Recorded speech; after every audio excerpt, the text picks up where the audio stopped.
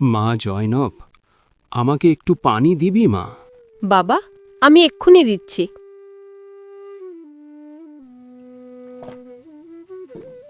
আজ কতদিন হলো বিছানায় পড়ে আছি রে মা, একটু উঠে বসতে যে বড্ড ইচ্ছে হয়। বাবা, একটা হুইল চেয়ার থাকলে তোমাকে না হয় বাহিরে নিয়ে যেতে পারতাম। আমাকে কে কিনে দেবে রে একটা হুইল চেয়ার? আমি তো নিঃস্ব হয়ে গেছি রে মা। বাবা, বড় আপাকে কি বলে দেখব যদি একটা হুইল চেয়ারের ব্যবস্থা করে দেয়? না রে মা, ওর কাছে কিছু চাস নে। জীবনের পুরো সঞ্চয়টা তো ওর পিছনেই খরচ করলাম। সামান্য মাস্টারির চাকরি করে ওকে শহরে রেখে পড়াশুনো করালাম।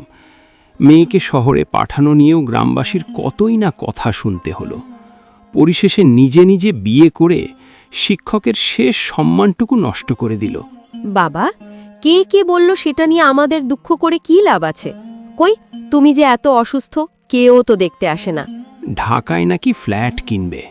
অনেক জোরাজুরি করলো আমার পেনশনের টাকাটার জন্য। দেইনি বলে আমাকেও আর দেখতে আসে না। সেই টাকাটাও তোর মার আর আমার অসুস্থতায় শেষ হয়ে গেল। তোর জন্য কিছুই যে রেখে যেতে পারলাম না। মাঝে মধ্যে মনে হয় আমার প্রতি তোর অনেক ক্ষোভ আছে রে মা। তোমার প্রতি আমার রাগ থাকবে কেন?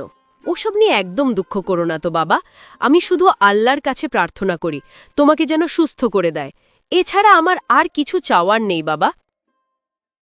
ছফাদার সাহেবের দুই কন্যা, বড় মেয়ে আসিয়া শহরে থাকে। নিজেদের ব্যবসা প্রতিষ্ঠান রয়েছে। পড়াশোনাও করেছে অনেক। ভার্সিটিতে পড়ার সময় বাবা মাকে না জানিয়ে পছন্দের ছেলেকে বিয়ে করেছে। এ নিয়ে ছফা সাহেবের বেশ আক্ষেপ ছিল। অন্যদিকে ছোট মেয়ে জয়নব গ্রামের হাই স্কুল পর্যন্ত পড়েছে। তারপর মা মারা যাওয়ার পর থেকে বাবার অসুস্থতার জন্য পড়ালেখা আর চালিয়ে যেতে পারেনি। বেশ কদিন রোগে শোকে ভুগতে ভুগতে একদিন ছফা সাহেব ইহলোক ত্যাগ করলেন। জয়নব, কোনো কিছু কি চিন্তা করলি? বাবা বলছিল এইভাবে একা থাকাটা তোর জন্য নিরাপদ না। গ্রামে মেয়েরা যে একা থাকতে পারে না। দিদি, আমি কি করব তুমি বলে দাও। তোর বোনের সাথে কি কথা হয়েছে? কিছু কি বলেছে? না দিদি, কথা হয় নাই। বাবার খবরটাও তো জানাইতে পারলাম না। বাবাও তো কতবার ফোন দিল, ধরলই না। কাকা দুনিয়াতে আসে কি নাই এ নিয়ে তার তো দেখি কোনো চিন্তাই নাই। মেয়ে মানুষের এত রাগ কিসের? শহরে থাকে বইলা কি পাষণ্ড হইতে হবে? অনেক দিন আগে একবার কথা হয়েছিল, বলল কাজে নাকি অনেক ব্যস্ত থাকে, বাড়ির খবর যেন তাকে না দেই। তার মন মানসিকতা ভালো যাচ্ছে না। এরপর থেকে আর তেমন কথা হয় না। কোনো উপায়ন্তর না দেখিয়া জয়নব সিদ্ধান্ত নিল শহরে যাবে।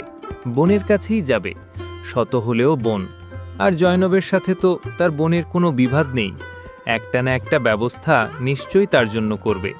নদীর স্রোতের সাথে গা ভাসানো ছাড়া জয়নবের আর তো কোনো উপায় নেই। শহর যে বড় অচেনা জায়গা মা, বাসার ঠিকানাটা যাই না নিলে ভালো হইতো না? আপার অফিসের ঠিকানাটা আছে, বাসার ঠিকানা তো নেই কাকা। তারপরেও আর কয়টা দিন অপেক্ষা কইরা গেলে ভালো হইতো রে মা। ঠিক আছে, তাইলে তুই আর দেরি করিস না, ভগবান তোর সহায় হোক। নারায়ণ ঝাফার প্রতিবেশী, বেশ ভালো গোছের মানুষ। জয়নবের আগেও দু একবার শহরে গিয়েছিল বাবার সাথে। বোনের হোস্টেলেও থেকেছিল একবার। সেই শক্তির ওপর ভর করে তার নারায়ণ কাকার থেকে কিছু টাকা নিয়ে রওনা হলো।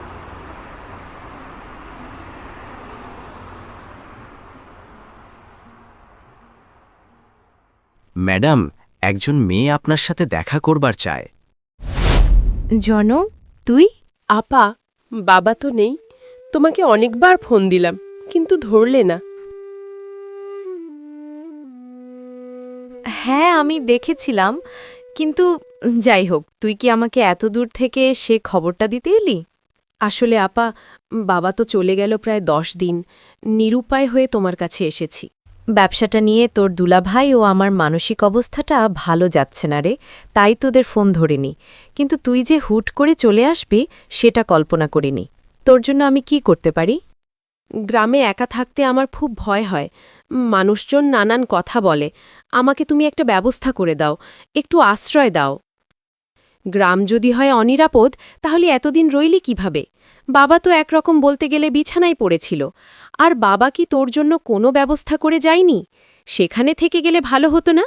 তাছাড়া আমার এখানে তোকে কোথায় রাখব বল? আমার বাসায় তোর দুলাভাই এলাও করবে না, আর আমি নিজেও চাচ্ছি না তুই আমার বাসায় উঠিস। তোর ফিরে যাওয়াটাই মনে হয় ভালো হবে। জমি জমা তো তেমন কিছু রেখে যায়নি বাবা, যতটুকু আছে সেটার কিছু অংশ বিক্রি করে দেখ কিছু করতে পারিস কিনা। গ্রামেও তো অনেক কিছু করা যায়, অনেক মেয়েরা টেইলরিং থেকে ছোটখাটো ফার্মিং করছে। হুট করে আমার কাছে চলে আসাটা বোকামি নয় কি? আপা, আমি তোমার কাছে অনেক আশা করে এসেছি। আশা করার আগে বাস্তবতা বুঝতে হয়। যাই হোক, আমি কিছু টাকা দিচ্ছি, তুই আজই বাড়ি ফিরে যা। আমাকে ভুল বুঝিস না রে, অনেক কিছু আমাকে হিসেব করতে হয়। ফিরে যাবার টাকা আমার কাছে আছে, তুমি ভালো থেকো দিদি।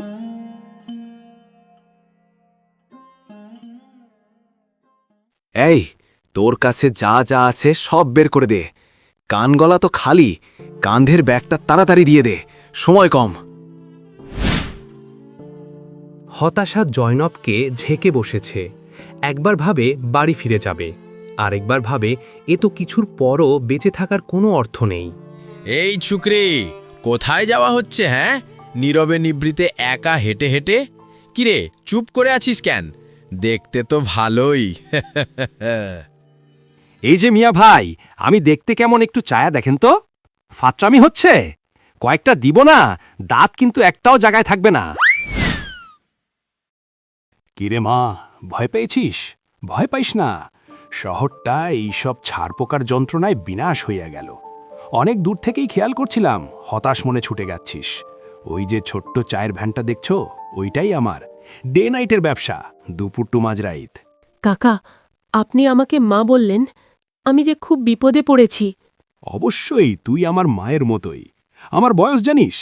চুলগুলা ধূসর হইলেও মোচখানা কিন্তু এক্কেবারে জুয়ান, কালা কুচকুচা।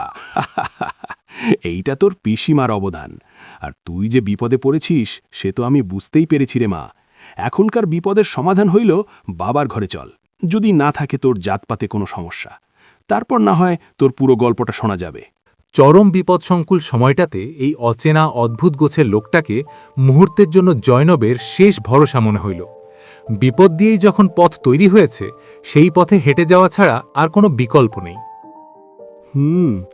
সবই শুনলাম রে মা, দুদিকেই তোর সমস্যা। গ্রামে ফিরা গেলে কাজকর্ম করবি কি আর খাবি কি? বদনজর তো আছেই, আবার এই শহরে একবেলা খাবার চাইলেও কেউ দেয় না রে মা। এত চিন্তা করে কোনো লাভ হইব না। শহরে যখন আইসাই পড়ছ, ব্যবস্থা একটা না একটা হইবই। আমরাও শূন্য হাতে এই শহরে হাজির হইছিলাম, এখন তো তাও দুটা ডাল ভাত খাইয়া দিন পার করবার পারি। উপরওয়ালা সব দেখেন, তিনি সব ব্যবস্থা করে দিব রে মা। আজ তেমন কিছু রান্না করি নাই, তোমার কাকু পিঠা খাইবার চাইছিল, তাই কয়ডা বানাইছিলাম, কিছু খাইয়া শুইয়া পড়ো।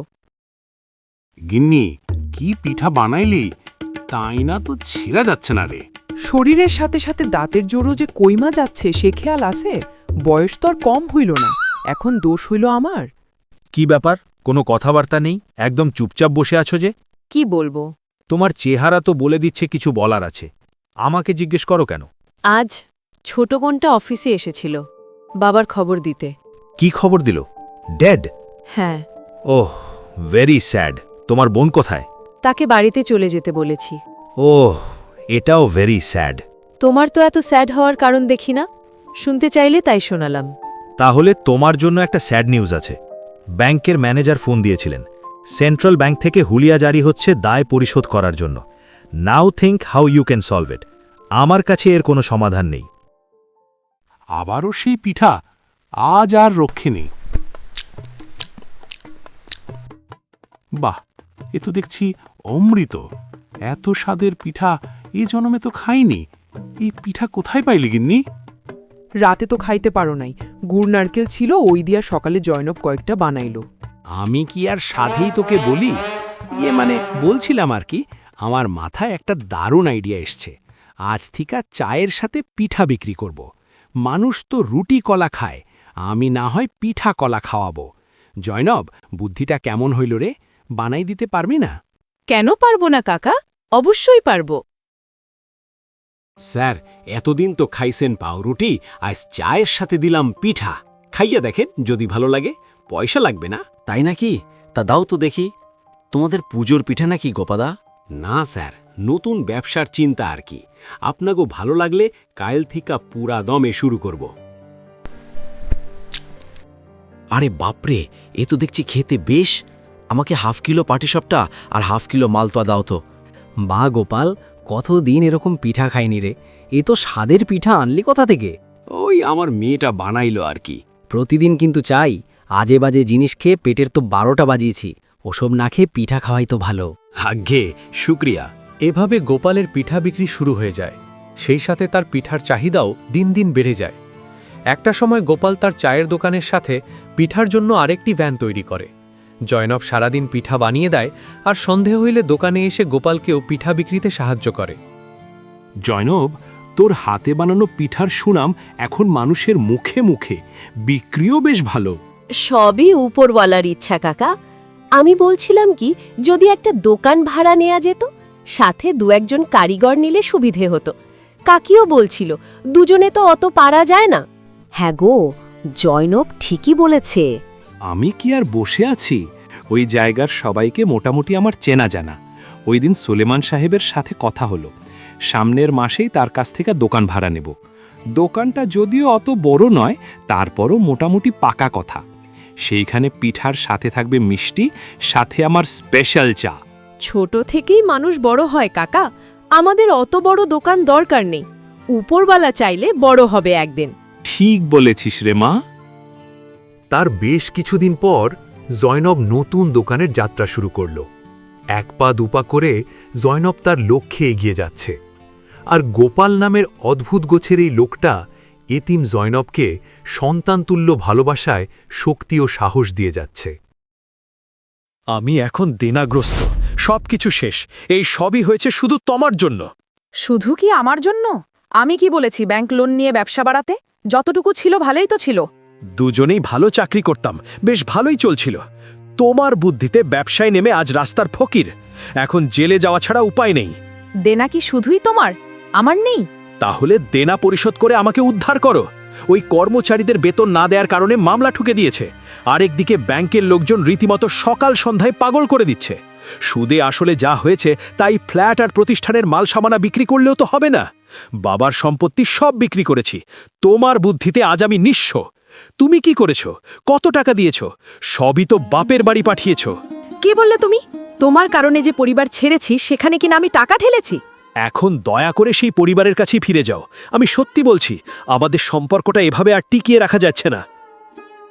আসিয়া ও তার স্বামী পুরোপুরি ঋণগ্রস্ত। এই শহরে কারো কাছে যে যাবে সে উপায়ও আসিয়ার নেই। তার উপর স্বামীর সাথে তার সম্পর্কটাও এখন ভাঙ্গনের পথে।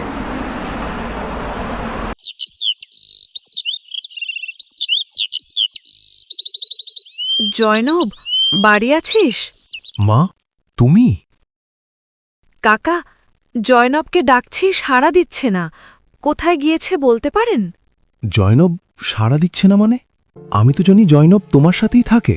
কাকা, বড্ড অপরাধ করেছি জয়নবের সাথে। আমি যে ওকে আশ্রয় দেইনি। কি যে করলি মা! জীবিত থাকতে বাবাকে কষ্ট দিলি, এখন বোনটাকেও ছুঁড়ে ফেললি।